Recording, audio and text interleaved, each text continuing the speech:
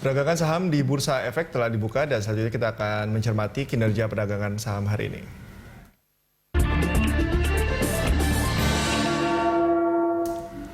Untuk mengetahui pergerakan saham hari ini, kita telah bersama dengan analis Henan Putirai Sukuritas, Mbak Liza Suryanata. Apa kabar? Baik, thank you. Kemarin pedih ya rasanya lihat saham yang anjlok bebas sampai 6,5%. Tapi kalau kita lihat, sama-sama kita lihat tadi waktu pembukaan ya, dan sekarang sudah bergerak naik hingga 2,5, udah 2,66%. Oke, ya. Ini bakal terus-terusan hijau sampai penutupan nanti nggak? Nah, itulah yang perlu kita jaga, apakah ini memang benar ada net buy atau cuma sekedar technical rebound ya. Karena memang kemarin harga-harga sudah jatuh cukup dalam dan kebetulan kita juga sudah hampir sampai ke support yang signifikan nih. Angka 5.000, angka bulat itu sendiri harusnya bisa jadi support psikologis ya. Ini ada kebangkitan 137 poin ya. Ada net buy asing nggak? Kita masih harus tunggu setidaknya sampai selesai sesi 1 ya. Apakah ini cuma sekedar reaksi air soda atau technical rebound aja? Kalau ini technical rebound diperkirakan akan seperti apa nanti sore? Ini sebentar lagi akan dekat dengan resisten yang kemarin itu sebenarnya jadi support, tapi ternyata kejebol turun, yaitu angka 5288 sepertinya. 5288 if I'm not mistaken. Kemarin ini harus bisa kita lewati hari ini. Sekarang udah 527 sekian. Kita bisa lewat 5288 nggak? Kalau bisa ditutup di atas 5.300 akan lebih bagus lagi. Kira-kira tentunya juga diimbangi dengan value transaksi yang oke ya. Baru bisa kita lihat waktu penutupan siang nanti mungkin ya. Iya. Tapi ini kalau misalnya dengan tekanan adanya masih virus corona, kemudian juga harga minyak batalnya kerjasama antara Arab Saudi dan Rusia, ini kemungkinannya besar nggak untuk bisa turun lagi? Ya, maka itu saya baru pernah kita mengalami hantaman global 2. Jadi ada satu COVID-19 and then Saudi Russia oil price war. Jadi dan bagaimana ini satu belum selesai begitu ya mengenai coronavirus ini, and then sudah ada hantaman dari minyak yang sebenarnya juga dari sejak awal sudah mulai berjalan beriringan karena dampak dari menyebarnya COVID-19 di seluruh dunia ini akan berdampak kepada pertumbuhan ekonomi dan mengakibatkan harga komoditi itu pada jeblok semua, tapi seharusnya tidak perlu ditambah oleh oil price war seperti ini gitu. Langkah-langkah yang perlu diambil sekarang Mbak Lisa, kalau kita lihat kan BI juga sudah menerapkan, sudah mengubah batas auto rejectionnya ya, dan itu berlaku mulai hari ini ya, 10 Maret ya. Sebesar apa nanti pengaruhnya? Ini sekaligus juga OJK sudah meng-approve buyback. Ya, buyback tidak perlu dilakukan dengan RUPS dulu, ada jumlah persentasinya boleh berapa, udah mulai keluar pengumumannya. Hopefully ini akan bisa memperlunak hantaman ke market ya. Ini terbukti sekarang ada kenaikan dan kebetulan mungkin juga para pelaku pasar melihat dari harga minyak yang sudah cukup naik dari terendah kemarin 27, tadi pagi sih sudah ada di 32,39, udah naik 4%. Dan kemudian Trump, ini ada 3 hal penting yang perlu kita tunggu malam ini dari US market. Trump sepertinya juga akan memberikan semacam tax allowance, sama dia juga akan paid leave, cuti sakit, itu semua kesejahteraan karyawan tetap akan tertanggung. Kemudian kedua, kita harus diperhatikan, Itali, Eropa semakin menjadi sorotan sekarang. Itu adalah negara terbesar dengan kasus coronavirus di luar China. Beberapa hari yang lalu masih Korea, sekarang udah Itali. Nomor 2 Itali. Makanya kita jangan cipika-cipiki dulu ya kayak orang Itali. Ini masih masih waspada begitu ya Mbak Lisa. Itali tadi kalau kita lihat dalam banget sampai 11% ya. Tapi kayaknya langkah-langkah yang lebih radikal harus dilakukan oleh Amerika ya, karena kalau kita lihat bursa Amerika kompak melemahnya 7%, 8%, New York terdalam.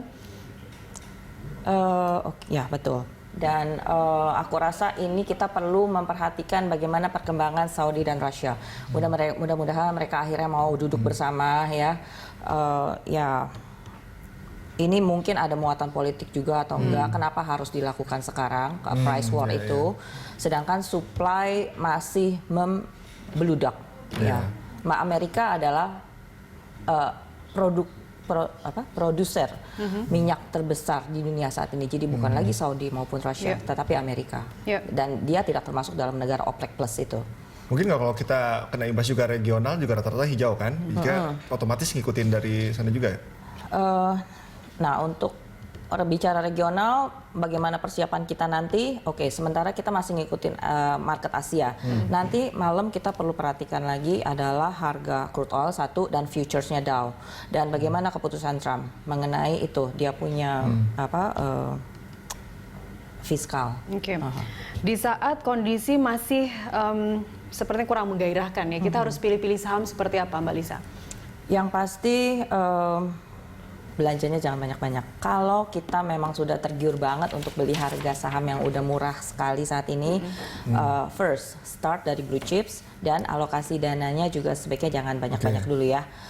Untuk test the water maksimum saya sarankan 10% aja dari total alokasi dana yang biasanya. 10%? Iya, maksimal 10% dulu untuk times like this karena kita nggak tahu kan nanti perkembangannya ke depan masih kayak gimana ya. Nggak harus belanja yang second liner, third liner aja nih saham-sahamnya.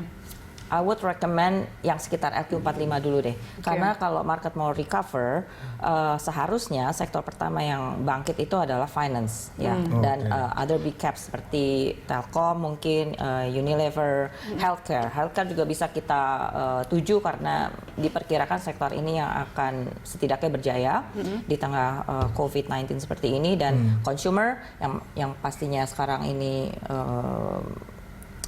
tetap akan dibutuhkan no matter what kondisinya.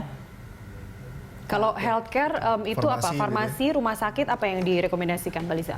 Mungkin kita bisa balik lagi ke Kalbe Pharma untuk first linernya, kemudian KF dan Inaf itu kemarin juga mengalami kenaikan cukup tinggi, tapi harap disadari bahwa mereka itu somewhat of second and third liner, jadi tradingnya juga nggak bisa terlalu banyak di situ.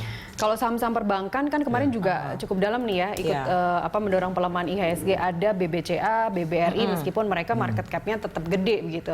Pergerakan kedua saham itu hari ini seperti apa? Dan juga sektor perbankan lainnya? Oke, untuk BBRI ya, saya berharap mungkin kita sekarang harganya berapa? Aku nggak ada live. Mudah-mudahan kita bisa beli buy on weakness itu di sekitar 3650 sampai 3700. Itu adalah area entry yang disarankan ya. Kalau mungkin sekarang udah naik, maybe kita tunggu dulu karena biasanya setelah jam 10 akan mulai kelihatan tuh aslinya jalannya market seperti apa ya. Atau kalaupun baru mau masuk, beli dikit dulu seperti tadi saran saya, 10% maksimum. Kemudian untuk BBCA juga sudah sangat menarik kalau misalkan bisa dapat di sekitar harga 30 ribuan ya. Dan BBTN juga masih oke ya? Mandiri, oke. Pilih big banking aja. Walaupun sebenarnya harap disadari sektor finance ini cukup rentan karena kalau perekonomian itu melambat, maka diperkirakan para pelaku bisnis akan kesulitan untuk membayar kredit mereka dan mengakibatkan NPL perbankan menjadi membengkak. Gitu. Ada ya, semua sektor memang lagi ada masanya ya. Jadi harus diredam dulu, nggak usah belanja banyak-banyak, 10% aja. Betul, dan healthcare sama consumer ya kita main yang safety aja dulu ya. Oke. Terakhir Mbak Lisa? IHSG akan berada rentang support berapa? Oke, seperti tadi saya bilang, mudah-mudahan 5.000 ini kita bisa pertahankan hari ini. Kalau nanti ke depan, jam-jam ke depan ini masih akan volatile, sambil memperhatikan perkembangan regional dan komoditi, crude oil khususnya, dan resistennya saya nggak minta banyak-banyak deh, 5288 atau 5300 dulu. Ini sekarang udah agak down lagi 50 Sekarang agak down lagi, iya. Tapi kita lihat nanti. Lagi ya? Konservatif, ya kita mulai dengan konservatif target. Oke. Mbak Lisa terima kasih atas waktu Anda bersama kami.